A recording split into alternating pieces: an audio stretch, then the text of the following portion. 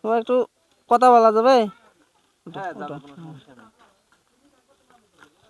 আমরা একটা Islamic quiz TV থেকে এসেছি, কিছু কথা বলবো। রেডি?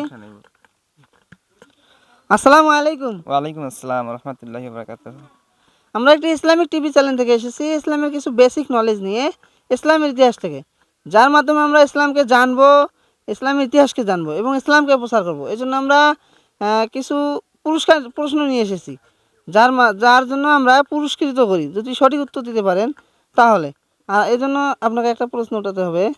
আপনার প্রশ্ন পড়েছে, ঈমান কাকে বলে? ঈমান হচ্ছে আল্লাহ তাআলা সকল কিছুকে বিশ্বাস করাকে ঈমান বলে। এটা 7টা অনেক আছে, যেমন অনেক আসমানি কিতাবের উপর বিশ্বাস, তারপর হচ্ছে নবী রাসূলগণের প্রতি বিশ্বাস, তার ফেরেশতাগণের প্রতি বিশ্বাস এবং মৃত্যুর পর এরকম এই আল্লাহ তাআলা যা আমাদের আদেশ করেছেন এইগুলোর প্রতি স্বীকৃতি প্রদান এবং বিশ্বাস করাকে কি বলে?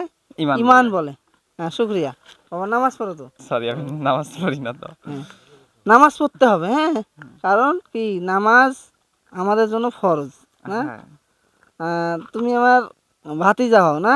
জি। হ্যাঁ, কিন্তু নামাজ পড়তে হবে। যদি নিজ পরিবারেই নামাজ না পড়ে কেউ, তাহলে আমি কিন্তু ব্যর্থ, কারণ আমি ইসলাম প্রচারক না? জি।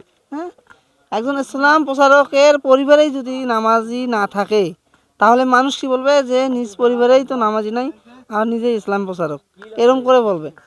আর তুমি তো যুবক মানুষ, হ্যাঁ, বয়স আল্লাহর রহমত 17 তো পার হয়েছে।